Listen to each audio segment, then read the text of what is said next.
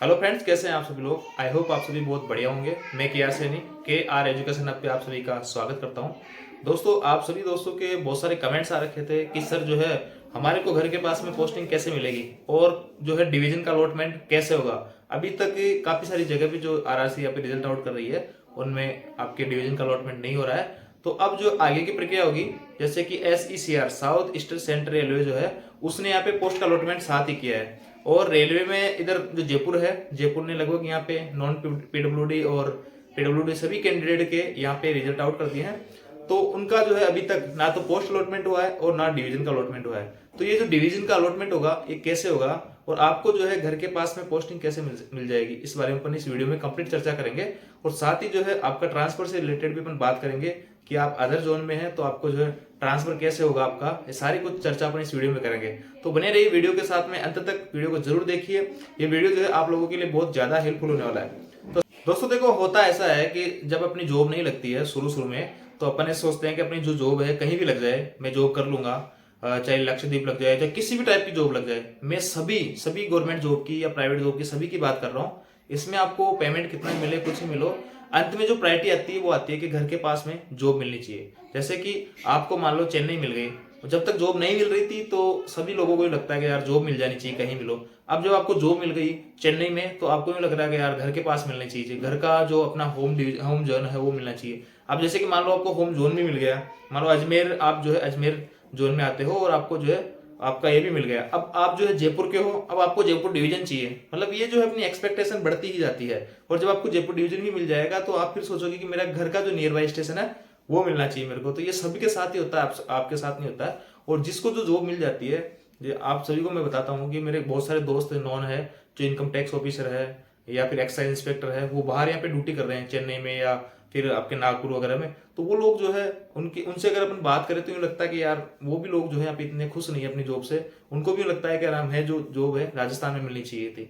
और वो लोग जो है राजस्थान में आने के निरंतर प्रयास कर रहे हैं और कोई कंपटीशन एग्जाम वगैरह RS की तैयारी कर रहे हैं। यहाँ तक कि कई लोग तो जो है छोटे जिस ग्रेड पे वो काम कर रहे हैं, अगर उनको छोटे ग्रेड पे की कोई नौकरी मिलती है तो भी वो आ जाते हैं। तो इस प्रकार ओवरऑल जो है सभी लोगों को अपने घर के पास ही आना होता है और सबको अपनी जॉब, यानी जो जिस बंदे जिस जॉब में लग जाता है वो जॉब उसको इतनी अच्छी नहीं लगती है, उसको दूसरों की जो जॉब होती है वो अच्छी लगती है। ये ह्यूमन नेचर है, आप सभी के साथ भी ऐसा हो रहा होगा। जो जॉब कर रहे हैं उनके साथ भी ऐसा हो रहा है। और जब आप जॉब लग जाओगे तो आप सब भी यही फील करोगे कि यार मेरी जो नौकरी है वो इतनी अच्छी नहीं है।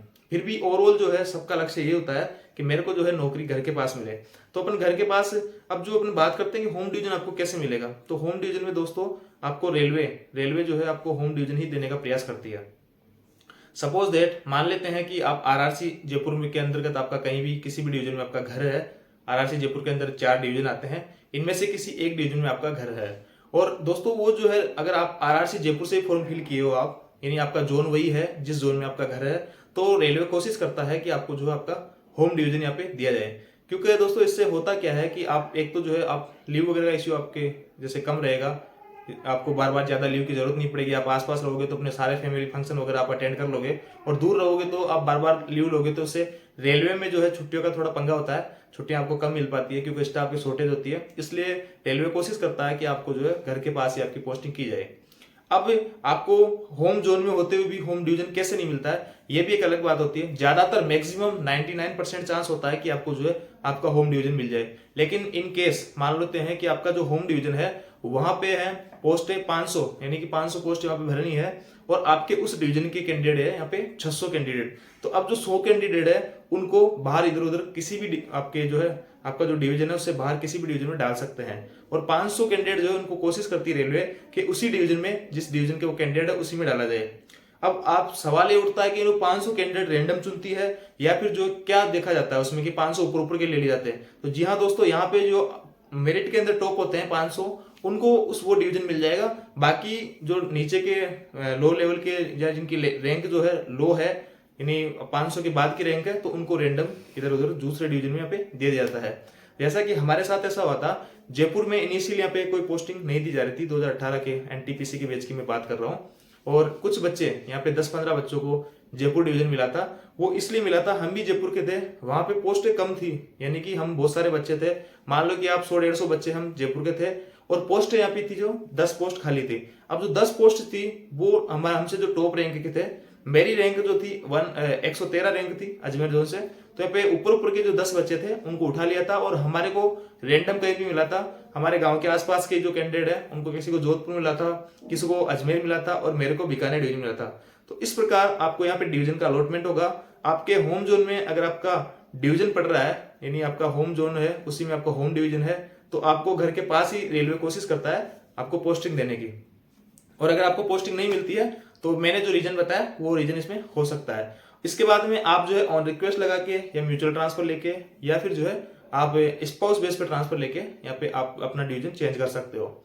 अब ये जो फैसिलिटी है घर के पास में नौकरी रेलवे की देने वाली बात, ये तभी लागू होगी जब आपका घर आपके जोन के अंदर आता हो। जैसे कि आरआरसी जयपुर की मैं बात करूं, इसमें 4 डिवीजन है। इन 4 डिवीजन में से अगर कहीं भी आपका घर होगा तो आपको घर के पास पोस्टिंग मिलने के चांसेस होते हैं। अब आप ऐसे कहो कि सर मैं चेन्नई में हूं, यानी मैं आरआरसी चेन्नई से हूं और मेरे को जो है फिर वहां चेन्नई में मेरे को वहां भी घर के पास ही मिलेगी क्या पोस्टिंग? तो ऐसा पॉसिबल नहीं है।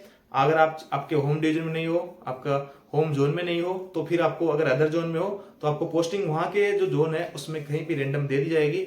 और अगर आपको अपने खुद के होम डिवीजन में आना है तो फिर आपको जो है ये ट्रांसफर वाले जो है होम आपके mutual transfer, spouse based transfer, ये सारे कुछ ट्रांसफर का सहारा लेके आप अपने होम डिवीजन में आ सकते हो। अब दूसरी बात मैं करता हूं कि मान लो आपका होम डिवीजन में आपको यहाँ पे मिल जाता है, तो फिर आप जो होम स्टेशन कैसे लोगे? जैसे कि आपका जोन भी वही है और आपका डिवीजन भी वही है, आपका डिवीजन भी उसी जोन में आ रहा है और आपको अब स्टेशन का अलॉटमेंट हो गया। मान लेते हैं ट्रेनिंग के बाद में आपको जैसे स्टेशन का अलॉटमेंट होगा, तो स्टेशन का अलॉटमेंट जो होगा दोस्तों, आपसे प्रेफरेंस मांगा जाएगा। आप जिस भी डिवीजन में, पहले तो आपका डिवीजन का अलॉटमेंट होगा, ठीक है। जिनका पोस्ट अलॉटमेंट नहीं हुआ उनका पोस्ट अलॉटमेंट होगा, फिर डिवीजन का अलॉटमेंट होगा और डिवीजन के अलॉटमेंट के बाद में आपकी ट्रेनिंग स्टार्ट यहाँ पे करवा दी जाएगी अप्रैल के अंदर। अब जैसे आपकी ट्रेनिंग खत्म हो जाएगी, यहाँ पे आपकी अलग अलग पोस्ट की अलग अलग ट्रेनिंग होती है, किसी की महीने की होगी, किसी की 15 दिन की होगी, किसी कम ज्यादा, ऐसे अलग अलग पोस्टों की अलग अलग ट्रेनिंग होगी। ट्रेनिंग के बाद में फिर आप वापस अपने डिवीजन के ऊपर रिपोर्ट करोगे। आपका ट्रेनिंग सेंटर जो होगा आपके डिविजनल हेडक्वार्टर के ऊपर ही होता है। कुछ कुछ जगह जो है डिविजनल हेडक्वार्टर पर नहीं होता है, जैसे कि जयपुर डिवीजन की मैं बात करूं तो यहाँ का ग्रुप डी वालों का ट्रेनिंग सेंटर जो है वो बांदीकुई में है। तो यहाँ हो सकता है कुछ डिवीजन का अलग हो, बाकी मैक्सिमम जो डिवीजन होते हैं दोस्तों उनका डिविजनल हेडक्वार्टर पे उनका ट्रेनिंग सेंटर होता है। इसके बाद में फिर आपकी जब ट्रेनिंग हो जाएगी फिर आप डिवीजन के ऊपर रिपोर्ट करोगे, वापस डिवीजन पे पहुंचोगे और वहां पे आपको कुछ टाइम लगेगा, यानी 15 से 20 दिन, हो सकता है महीना भी लग जाए। उस चीज को बोलते हैं वेटिंग फॉर ऑर्डर। कुछ दोस्त बोल रहे हैं सर कि वेटिंग फॉर ऑर्डर के अंदर हमारे को सैलरी मिलेगी क्या? तो बिल्कुल आपको सैलरी मिलेगी। आप प्रशासनिक यानी प्रशासन के खाते में उस टाइम उनकी जितना डिले करेंगे वो उनकी गलती है, आपकी गलती नहीं है। वहां पे आपका सारा कुछ सर्विस रिकॉर्ड बनेगा तो उसमें थोड़ा टाइम लगता है, तो इसमें आपकी कोई गलती नहीं है। आपकी सैलरी कंप्लीटली सैलरी वहां पे बनने वाली है वेटिंग फॉर ऑर्डर के अंदर। फिर स्टेशन का अलॉटमेंट होगा, उसकी बात करेंगे स्टेशन का अलॉटमेंट फिर कैसे होगा। तो देखिए दोस्तों, स्टेशन आपसे प्रेफरेंस मांगा जाएगा। 3 स्टेशन का आपसे प्रेफरेंस मांगा जाएगा। जिनको स्टेशन मिलेगा उनको स्टेशन का प्रेफरेंस मांगा जाएगा। जिनको सेक्शन मिलेगा, जैसे टीआरडी वाले होते हैं या फिर आपके गैंगमैन होते हैं, इनको सेक्शन मिलता है, इनको कोई पर्टिकुलर स्टेशन नहीं मिलता है, तो उनसे सेक्शन का प्रायोरिटी मांगा जाएगा कि आप जो है किस सेक्शन में जाना चाहते हो। 3 या तो 3 स्टेशन या 3 सेक्शन आपसे मांगे जाएंगे। अब दोस्तों, अब आगे जो प्रॉब्लम आती है कि पता कैसे करें कि हमारे को जो है हम जिस स्टेशन की प्रायोरिटी लगा रहे हैं वहां पे पोस्ट खाली है। तो देखो पॉइंट्स पेन वगैरह की ग्रुप डी वालों की तो लगभग हर स्टेशन पे पोस्ट इस टाइम प्रेजेंट टाइम की मैं बात करूं तो वैकेंट ही है। तो और अगर आपको पता भी नहीं हो कि आप जिस स्टेशन में प्रायोरिटी लगा रहे हो उस स्टेशन पे वैकेंसी फुल है या वैकेंसी है वहां पे, तो आप कैसे पता करें? आप कोई भी जो आपका स्टेशन हो उसका कोड गूगल पे डालिए, वहां से उसका पीएनटी नंबर आपको मिल जाएगा, उससे आप कॉल कीजिए। On duty station master call उठाएगा, उससे आप सारी कुछ डिटेल वहां पे पूछ सकते हो कि सर इस स्टेशन पे अभी ग्रुप डी पॉइंट्समैन की या आप जो भी पोस्ट में है उसकी वैकेंसी खाली है या नहीं है। क्योंकि दोस्तों पॉइंट्समैन एक ऐसी पोस्ट है जो जिसकी वैकेंसी हर स्टेशन पे होती है, यानी पॉइंट्समैन की पोस्टिंग हर स्टेशन पे होगी। सीएनडब्ल्यू वालों की वहीं पे होगी जहां कैरेज एंड वैगन का काम होगा, बड़े जंक्शनों पे ये काम होता है, सब जगह इनकी पोस्टिंग नहीं होती है। इसी प्रकार अलग अलग जगह पे, जैसे हॉस्पिटल अटेंडेंट है तो जहां पे रेलवे का हॉस्पिटल है वहीं पे हॉस्पिटल अटेंडेंट की पोस्टिंग होगी। ऐसे हर स्टेशन पे हॉस्पिटल अटेंडेंट की पोस्टिंग नहीं होती है, लेकिन पॉइंट्समैन की जो है हर स्टेशन पे यहाँ पे पोस्टिंग होगी दोस्तों। इसके बाद में आपको जो पता लग जाएगा कि इन स्टेशनों पे आपके घर के पास में या नजदीक जो भी पड़ रहा है वहां पे खाली है, तो आप वहां की प्रायोरिटी दे दीजिए। अब दोस्तों वहां पे अगर पॉसिबल हुआ, जैसे कि मान लो उसी स्टेशन किसी और बंदे ने भी लगा दिया, 2 बंदों ने, फिर कैसे डिसाइड होगा कि किसको दिया जाएगा? फिर आपको जो है यहाँ पे रैंडम ही दिया जाएगा। आपको कोई सा भी स्टेशन रेंडम दे दिया जाएगा, आसपास के स्टेशन, और अगर वहां पे किसी की भी प्रायोरिटी नहीं है उस स्टेशन पे तो आपको वो स्टेशन वहां पे अलॉट कर दिया जाएगा। जैसे आप आराम से, कोई दिक्कत नहीं है, आपको वो स्टेशन मिल जाएगा जो आप चाहते हो। अगर वहां पे वैकेंसी नहीं होगी या किसी की ऑन रिक्वेस्ट नहीं लगी होगी, क्योंकि आप सभी को पता है डिवीजन के अंदर भी स्टेशन चेंज करने के लिए एक रिक्वेस्ट लगती है जिसको अपन नेम नोटिंग बोलते हैं। तो अगर उस स्टेशन की कोई नेम नोटिंग नहीं होगी या होगी, सारा कुछ आप स्टेशन मास्टर से पीएनटी नंबर पे फोन करके बीएसएनएल नंबर से आप पता कर सकते हो कि उस स्टेशन पे वैकेंसी है या किसी की प्रायोरिटी लगी है या नहीं लगी है। अगर किसी की प्रायोरिटी नहीं लगी हुई है, वैकेंसी भी है, तो आप उस स्टेशन की वहां पे नेम नोटिंग लगा सकते हैं, या प्रेफरेंस जब आपसे मांगा जाएगा तो आप उसमें लगा सकते हो, आपको वो स्टेशन वहां पे मिल जाएगा। इसके बाद में दोस्तों अब बात करते हैं आपका जैसे कि चेन्नई जोन मिल गया, और चेन्नई जोन मिल गया आपको, तो फिर आप जो है अपने होम जोन में कैसे आओगे।